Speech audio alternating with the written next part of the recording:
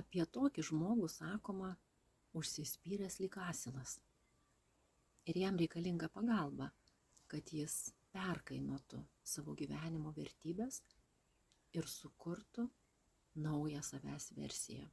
Būdami paprastojo ąžuolo būsenos, žmonės niekur nenueina, net jei atrodo drąsūs ir turintys tikslų.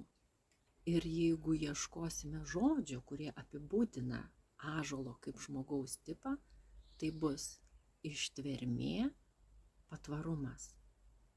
Nes tiek ąžuolai medžiai, tiek žmonės priima gyvenimo iššūkius be jokių nusiskundimų.